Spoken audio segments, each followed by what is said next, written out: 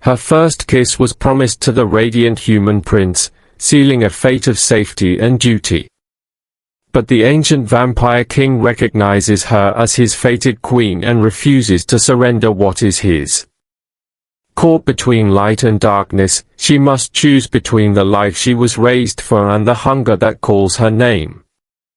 Her first kiss had gone to the prince, on a night of paper lanterns and laughter, when she had still believed that stories chose their heroines from among the lowborn. The memory clung to Mira like the faint scent of summer rain, something that could not be washed away no matter how many sheets she scrubbed in the palace basins. Most days, though, there was no time to think of such things. Dawn in the moonlit palace began with the soft toll of crystal bells and the quiet scurry of human feet. Mira rose from her narrow cot in the servants' dormitory, fingers already reaching for her plain grey dress. The other girls were still half asleep as they braided their hair and tied their aprons, but Mira's thoughts were clear, if heavy. Under her pillow, wrapped in a scrap of linen, lay the letter that had arrived from her village a week earlier. She had read it so many times that she no longer needed to unfold it to see the crooked lines of her sister's hand. The dowry is not enough. They are kind, Lyra's fiancé's family, but kind hearts cannot eat promises. Do not worry, it said. We will manage somehow. It was the somehow that kept Mira's chest tight at night. On mornings like this she wished her life belonged only to those few simple words, sister, dowry, village. But she lived within walls of marble and shadow, under the rule of a king who did not sleep and a court that woke only when the sun sank. Her worry had to fit itself into the thin hours between work bells. Today's small difficulty arrived in the form of a folded note pressed into her palm by the head laundress. From Steward Halvern, the woman muttered. He wants you in the Scarlet Gallery after breakfast. Wear clean sleeves. And don't ask me why, I've linen to bleach. Mira slipped the note into her apron and went to the kitchens, where steam and the smell of baking bread curled into the air like hopeful wishes. She ate quickly, standing beside the long wooden table, dividing her attention between the bread in her hand and the ticking sense that something was about to tilt her day off balance. When the breakfast bell released the servants to their duties, she walked the quiet corridor toward the Scarlet Gallery. The palace always felt strangest at this hour, between sun and shadow, when light slanted in through high, narrow windows and the vampires had not yet risen. The portraits along the walls watched her pass, pale faces, dark eyes, the long-ago kings and queens of Evenfall. The newest portrait, covered by a silken veil, was said to be of the current vampire king, Erith, though Mira had never seen it uncovered. She had seen him only once with her own eyes, 2 years before, when she had first entered service. He had stood on the western balcony at dusk, his form tall and still against the reddening sky. From that distance he had seemed more like a statue than a man, a figure cut from moonlight and winter. The others had bowed, she had done the same, feeling his attention sweep across them and settle somewhere else. Since then, he had remained a distant presence, more rumor than flesh. Steward Halvern was waiting in the Scarlet Gallery, his grey hair tied back neatly, his ledger tucked under one arm. He was human, like Mira, but the sort who had grown so used to bowing that his back had forgotten how to straighten. You sent for me, steward? Mira asked, hands folded to hide the nervous twist of her fingers. He nodded toward a long table by the windows. Spread across it was a cloak of deep red velvet, its hem still half-pinned. The prince's midwinter cloak, he said. The needleworkers are behind schedule, and his highness is particular. You have a neat hand, girl. Finish the hem by nightfall. Mira exhaled slowly. A long hem, but not impossible. Yes, steward. He didn't dismiss her. Instead, he lowered his voice. And there is another matter. Come closer. She stepped nearer, the velvet soft beneath her fingertips. The king's signet ring is missing, Halvern said. The words were soft, but they struck the air like a dropped tray. It was set beside his seat in the moon hall last night. This morning, it was gone. Mira stared at him. The signet ring sealed proclamations, treaties, decrees. Without it, nothing in the palace was truly lawful. I don't understand, she said. What has that to do with me? Halvern's eyes, pale and watery, flicked toward the doorway, as though the shadows themselves might be listening. Only a handful of humans had access to the moon hall, he said. Myself, 3 footmen, 2 maids, you, when you swept the floor after the nobles retired. And my nephew Carlo, who brought in more candles. Mira remembered the quiet echo of her broomstrokes, the thin trail of wax someone, probably Carlo, had dripped near the dais. She remembered, too, how Carlo had bumped her elbow, muttering an apology, his face oddly flushed. I did not see the ring, she said slowly. No, Halvern agreed. But I believe my nephew did. And I believe he was foolish. He turned, staring out at the empty courtyard below. The boy is young. He thought to try it on, perhaps. To play at power. If the king's patience is tested over this, Carlo will be dismissed, and possibly exiled from the palace grounds. He will not survive long outside, he has never learned to live by his own hands. Halvern looked back at her, his expression earnest, strained. By noon, the blame must fall on someone. The vampires will not care which servant is punished, only that order is restored. Lysa has already received 2 marks against her record this month. If a third is laid upon her, she will be sent away without wages. Lysa, the small, freckled maid who slept 2 beds down from Mira. Lysa, who traded her own supper for Mrs. when the cook forgot the old woman's softer fare. Lysa, whose mistakes were mostly those of clumsiness and trying too hard. You wish me to? Mira began, though she already knew. To say nothing of Carlo, Halvern finished. To allow them to assume Lysa misplaced the ring, or knocked it to the floor. She will protest, of course, but they will not listen long. She has little standing to lose. Mira swallowed. And in return? Halvern's gaze sharpened. I have seen your petitions, girl. The wages sent to a village far from here. I know what you want for your sister. If you protect Carlo, I will see that you are granted a permanent position and a rise in pay. Enough to settle your family's troubles in a year, perhaps less. The offer hung between them, sweet as overripe fruit and just as heavy. Mira thought of Lyra's letter, the careful way her sister had written "Do not worry" while clearly worrying very much indeed. She thought of Lysa's tired smile at the end of long days, how the girl sometimes whispered thanks to the walls themselves, as if afraid to aim such words at another person.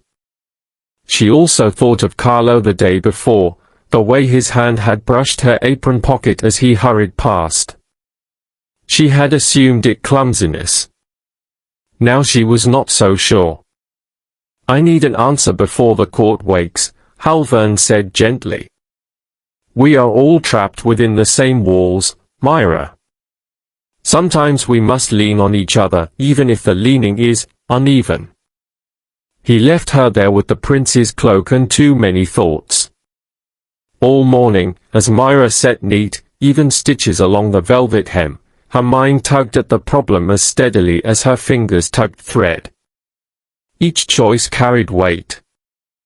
If she stayed silent, Lysa would lose her position, perhaps her chance at any future beyond scrubbing floors in village inns. Mira's sister might be saved, but at the cost of another girl's dignity. If she spoke out and named Carlo, the steward would turn against her. He might find ways to make her life difficult: lost wages, poor postings, a carefully sharpened neglect. Above them all loomed the Vampire King, who could turn a human's life with a single word. For him, this might be little more than a brief irritation. Yet the punishment he chose would fall on human shoulders. After the noon bell, Mira carried the nearly finished cloak back to the Scarlet Gallery. She laid it carefully on the table, then stepped to the window. From here she could see the inner courtyard, its white stones glowing under the winter sun. At its center stood the old stone well where, 5 years earlier, she had shared her first and only kiss. It had been during the Night of Lanterns, when humans and vampires alike celebrated the turning of the year. Mira had been 14, still new to the palace, dazzled by the lights strung between towers, the music that drifted through open windows. A game had made its way among the younger servants, a circle, a blindfold, a dare. She had stood within it, linen cloth tied over her eyes, heart hammering as laughing hands spun her gently around. Whoever the moon chooses, someone had said, breathless, you must give them a kiss. Only one. Only tonight. She had tilted forward, found a face by the warmth of another's breath, the faint scent of cedar and something colder. Their lips had touched, brief, clumsy, almost solemn. The world had gone very still. When the blindfold slipped down, she had seen him, a boy with pale skin and dark eyes, dressed too finely for any servant. Guards had hurried toward them, expressions sharp, and a whisper had rippled outward like a wind in dry grass. "Your Highness," someone hissed. The boy, Prince Rian, had looked as startled as Mira felt. He had managed a soft, rueful smile before the guards took his arm and led him away. In the months that followed, he never once looked at her with recognition. Her first kiss had gone to the prince, and then to memory. No songs had been written about it. The world had turned on without noticing. Now, as she stared down at the well, another thought took shape. Under the blindfold, she had not known he was a prince. Under fear and duty, she reminded herself, a steward's nephew was only a boy. Lysa was only a girl. She herself was only Mira. Yet each of them carried a life as complete as any noble's. If she allowed a lie to stand, she would be telling the palace that some lives were more suited to bearing punishment than others. She would be telling herself the same. The realization settled into her like a stone finding its rightful place. By late afternoon, the sky had already begun to pale toward evening. Soon, curtains would be drawn across every window and the vampires would rise. Court would assemble in the moon hall, treaties to be sealed, disputes to be aired. Mira wiped her hands on her apron and did something she had never done before. She walked toward the moon hall not as a servant summoned, but as a person with a purpose of her own. The great doors stood slightly ajar, attendants bustling in and out with candles and flagons. No one stopped her. She slipped inside, heart quickening in the vast chamber where polished stone reflected the first hints of twilight. The king's throne stood at the far end, beneath a high circular window veiled with thick gauze. Torches burned low along the walls, waiting to be brightened when the nobles arrived. Mira approached step by careful step, the sound of her feet echoing softly. She intended only to leave a folded note on the arm of the throne, a simple account of what she had seen, without names beyond her own. Let them call her a liar if they wished, at least she would have let truth cross the threshold of this room. When she reached the dais, however, she froze. The throne was not empty. He sat there as if carved from the gathering shadow, one elbow resting lightly on the armrest, his eyes half closed. Pale hair, almost as white as the veiled window above, fell around a face too still to seem entirely human. Yet there was nothing monstrous in him, only a density of presence, like deep water. The Vampire King opened his eyes. Mira dropped into an instinctive curtsy so low her knees trembled. "I beg your pardon, your Majesty," she whispered, throat dry. Silence stretched. Then, to her surprise, his voice came soft, almost conversational. "You have come against the direction of your fear," he said. "People rarely do that without cause." Her hands were shaking. She curled them into her skirts. "A matter concerning your signet, sire," she managed. I did not wish to accuse anyone falsely. But I could not bear the wrong person to suffer." One dark brow lifted a fraction. "Speak clearly." So she did.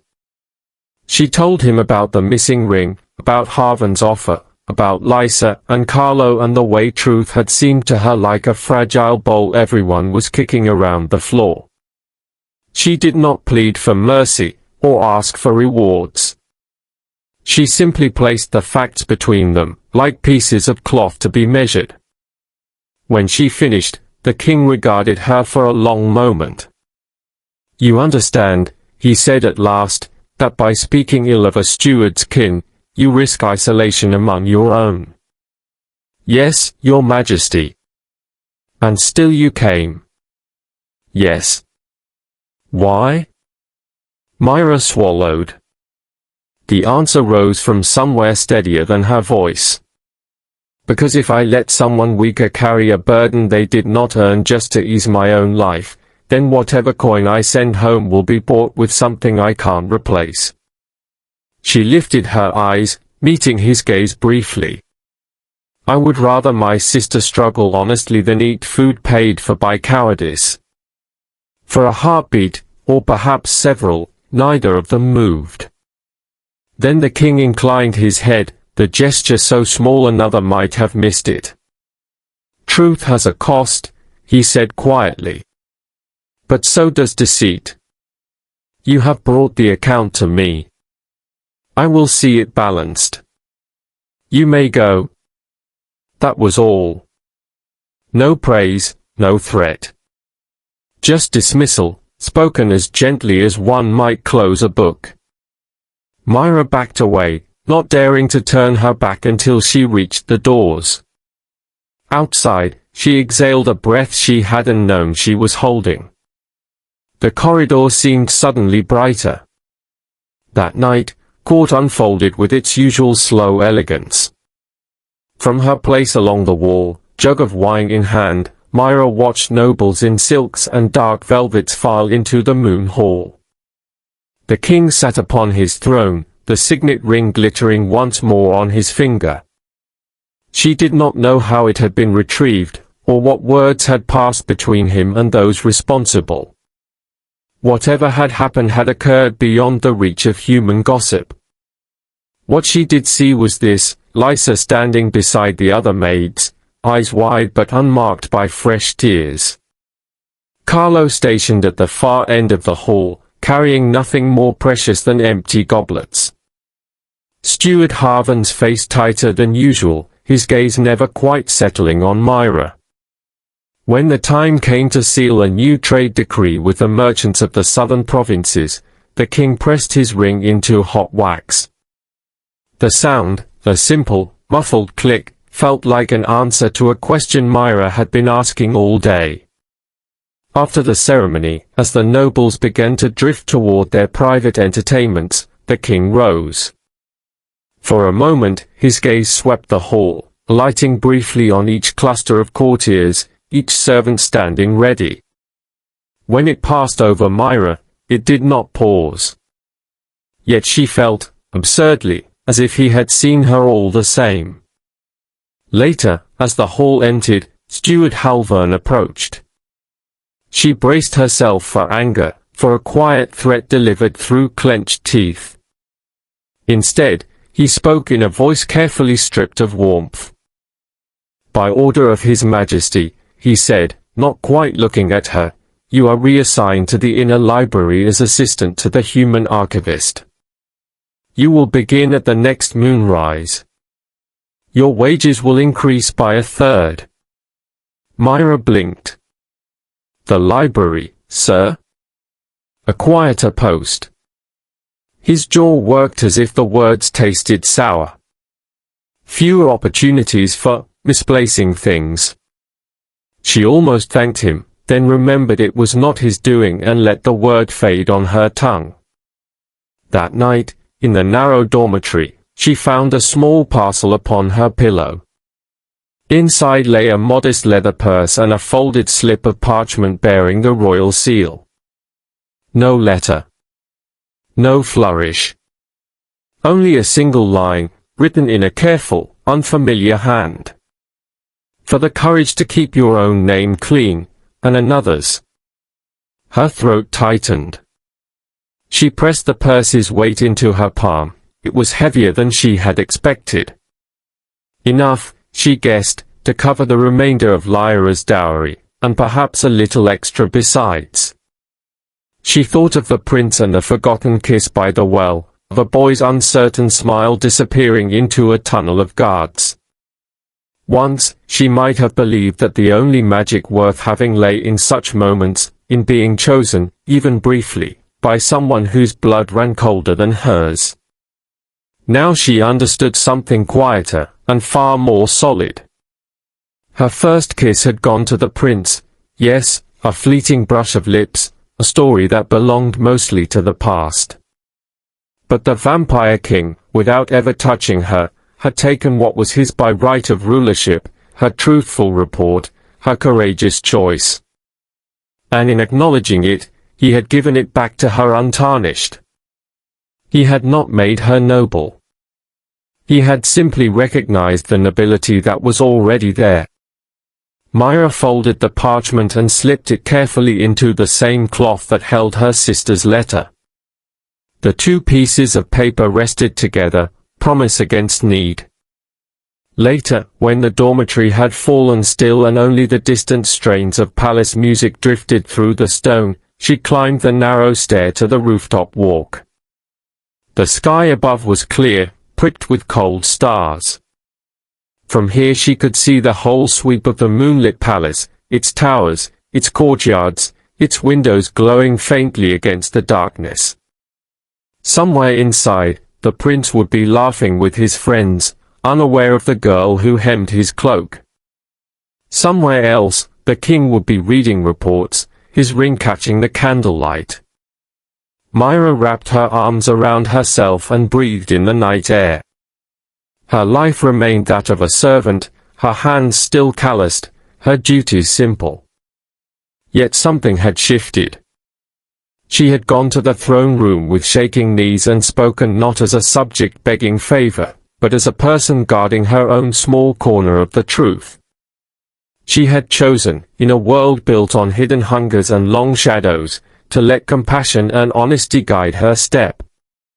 The palace would likely never sing her name.